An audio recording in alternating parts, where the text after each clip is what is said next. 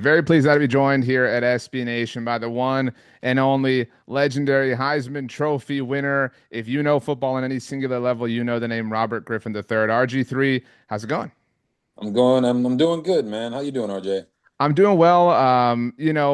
In your run at Baylor, people like RJ sound similar to RG3. So for a little while, SEO is not the right way to put it, but like our names are floating in the same sort of vernacular, same sort of, phonetic pronunciation type thing. You know what I mean? Now I know exactly what you mean, and that is along the lines of the SEO of it all. So, as I grew, you grow, and you're doing a great job, man. Thanks. Well, you hustled so that, we all could eat, basically, is where we're Yes. at. You do a great job of giving back, which is why we're here today to talk about OT7. You love football. Like there are people who love football, but then there's people like you who like, I imagine your daily thoughts, cover football all the way through and different levels of football, obviously.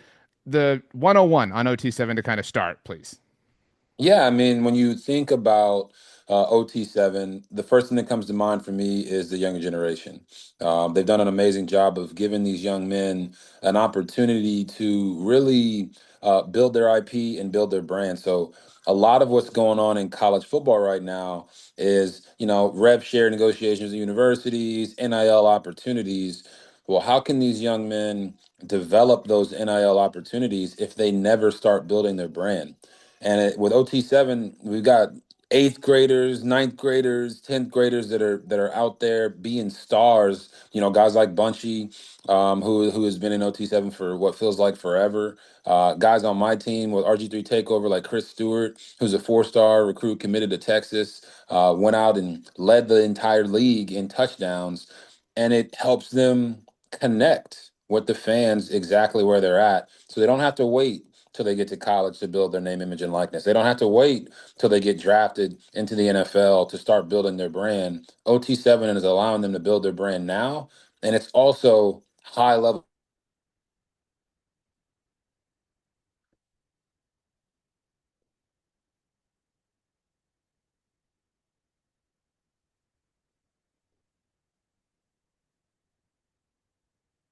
exciting ones of the entire season. Yeah, I think that you are such an interesting person to be at the center of this or be involved in this, given your rise that we kind of talked about, because it happened, I would say before the dawn of the NIL era. At what point, whether it was maybe while it was happening for you at Baylor or in the NFL or after your playing days were over, at what point did you realize, man, like even a 13-year-old needs to have some instruction along these lines? Yeah, I mean, RJ, that's a great question because I came from a small town in Coppers Cove, Texas. Went to another pseudo small town in Waco, Texas, to play college ball, and then all of a sudden I was in Washington D.C. Right, The nation's capital. So when I think about it, having those media opportunities, I did have them because I had a different career arc than most young men because I ran track and I played AAU basketball. So I was used to talking to the media, and the ramp up wasn't as drastic for me going from high school to college to the NFL, mostly because of the Heisman Trophy and those right. opportunities that came. But for some of these young men, before OT7 came along, they would go to college, and if they weren't the number one receiver at that college, say like a Terry McLaurin, right, with the Washington Commanders, they're not getting interviewed in the same way that you would if you're the starting quarterback or if Sure. you're the number one wideout. So their first exposure to the media is when they get to the NFL. So now they're making their mistakes on the grandest stage, talking to the media. I don't want to say you don't want to be honest because you definitely want to be honest, but there's some things that can be misinterpreted, or maybe you intended to say something a certain type of way and you thought you had it well planned out, and it just didn't hit that way to certain people for whatever reason. These young men get an opportunity to understand that earlier while also developing their personality, because OT7 isn't like let's sit them down and let's do a documentary style interview. They're teaching them how to create content in today's age, whether it's the questions about who's the greatest player or Right. compare this or compare that. So that's why I enjoy it so thoroughly, because I am a content creator who's also a former football player. but these young men get an opportunity to start building that and learning the ropes of what is popular now and how to best situate that for their own social media. I'm well familiar with Copper's Cove, well familiar with Waco, and you're right. Landing in DC, I vividly remember your first game in New Orleans, if I recall. Yep. And you had like a 79-yard touchdown, and you were on the ground, and your arms were up in the air. And this was the era, for anyone who's unaware of winning, that was like a big thing on the internet at the Yeah. time, and Tebowing, Tebowing. yeah, all Yeah. these things were really Yeah. big.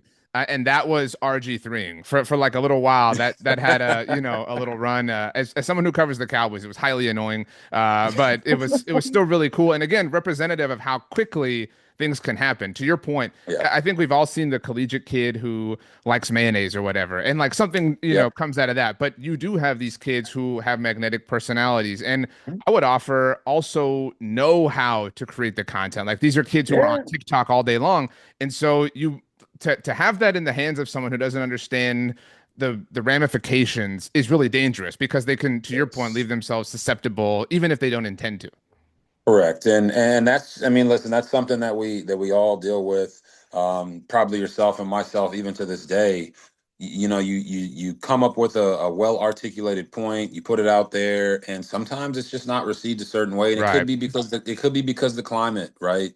It could be because it's, certain fans of a certain player and they don't like it, like there's nothing you can do about that. But how you manage it and how you manage your response to negativity, I think goes a long way. OT7, in my opinion, it's an offensive league. Now you can be a great defensive player and get a lot of interceptions, but it's going to teach you to callous up a little bit because when those receivers catch those touchdowns on you and they start doing those TikTok dances, it don't feel good, right? It doesn't feel good to be on those highlights. So I agree with you completely when it comes to what OT7 is doing for these young men, how it's exposing them to these things earlier so they can develop what they like, who they are, and who they want to be perceived as to the public, while also being able to get a chance to be exposed to millions of people watching. That to me is the best thing about it. Across OT overtimes, social platforms, and then being on NFL Network and having that opportunity, they're getting seen earlier, not just by fans, but also by coaches. Jeremiah Smith is a guy that played in OT7, and we all know how much of a monster he is. I saw him down in Miami, Fort Lauderdale for the OT7 finals. I thought he was a pass rusher. I'm like, who is this guy? So to see these young men grow and develop and have fun playing the game, that's why I'm in it. That's why it's all about these young men. It's to me, it's not about the coaches per se. It is about the players and helping them get that exposure faster and earlier. Well, the coaches, obviously, you're involved. Cam Newton is involved. Geno Smith is involved. You are all people who, certainly you and Cam, Yeah. all due respect to Geno, from a collegiate level, just lived at the center of everything. And in the NFL, and Geno, I think Geno has kind of lived that life, starting with his career with the New York Jets. And he had Yep. the line in Seattle, they wrote me off, I didn't write back. Like he has really learned the power and the ripple effect of Yep. what life in front of a camera is like.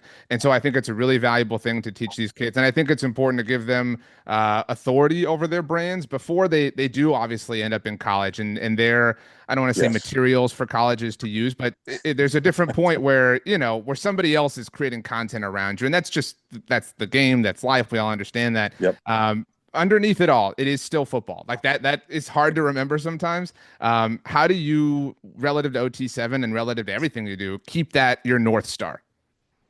Oh man, that's just another great question, man, because you don't want any coach to ever feel like your brand is more important than the product that you're putting out on the field, right?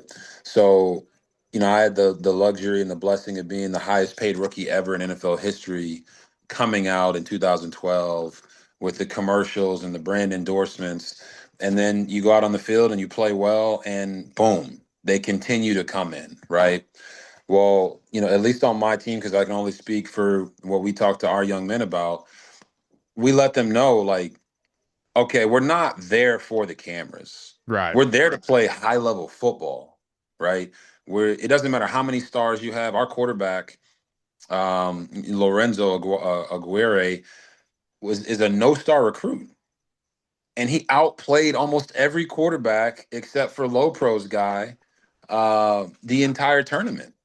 So it doesn't matter how many stars you have; it matters what you put on tape, and then everything else will come. I wouldn't have had that opportunity to be the highest paid rookie ever or sell more jerseys in 2012, 2013 than Lionel Messi if we didn't go out and were successful on the field, right? So that's what we talk to them about. The camera's just a byproduct.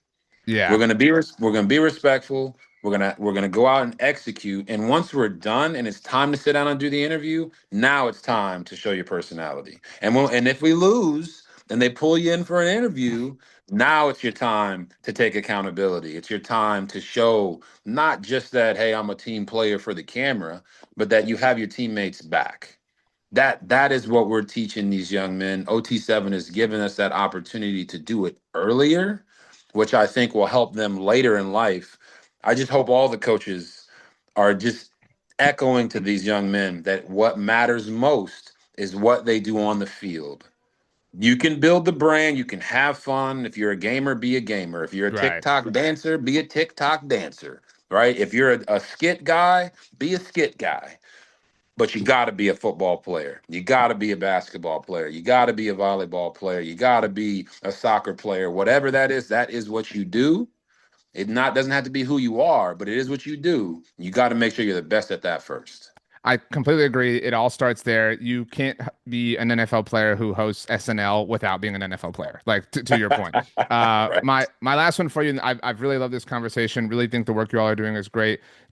To extrapolate the point, with all due respect to your individual accomplishments, your rookie year in 2012, you guys were 2-7, and then you just rip things off and pull off the division. And I imagine, again, I don't want to speak for you, but like that changed your life, like the way that all worked, and that involved obviously an enormous amount of work from you, but also an enormous amount of work from your teammates in circumstances Yeah. that you didn't have direct control over, which is Right. part of what I imagine are the principles that you're teaching to these young men. Like, hey, you can do all this work yourself, but at the end of the day, you're doing it for you and also for that guy and this guy and that guy because you Yes. all have to eat off of this. Yes, and to your point, it's a rising tide lifts all Right. ships, right? So if we go out and we win more games and we perform better on the field, everybody's going to get more followers. Everybody's going to get bigger NIL deals. Everybody's going to get more opportunities on NFL Network because OT7 understands that every time they put RG3 Takeover on NFL Network, we give them a great game. Right. And it's an exciting game.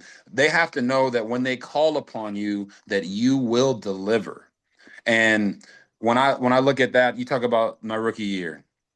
You go in as a rookie, young man, 22 years old, trying to prove to guys like London Fletcher, Santana Moss, D'Angelo Hall, Pierre Garcon, these guys, Trent Williams is my left tackle who's still Right. playing today for the 49ers, best left tackle in the game.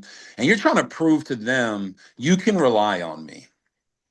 You can rely on me. And it's like, hey, we're 2-7. And the natural inclination for most people to say is, well, how are you playing? Right. Are Yeah. you playing good? Yeah. Okay, but that doesn't matter. We're 2-7. Something's got to change. And to be able to go to the podium right before we go to the bye week and say, I'm gonna.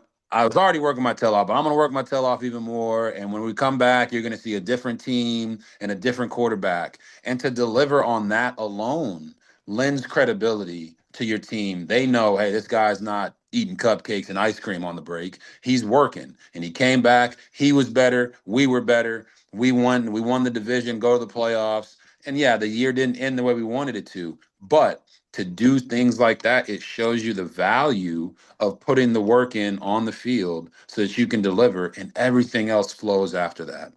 That's a great lesson in life, great lesson in football, great lesson for followers on the internet. What you all are doing at OT7 is fantastic. Continue the great work. I won't dox you and say where you are, RG3, but continue to enjoy where you are and continue to rest up before football season because I'm excited to see what you've got cooking up. Appreciate you, RJ. Thanks, RG3.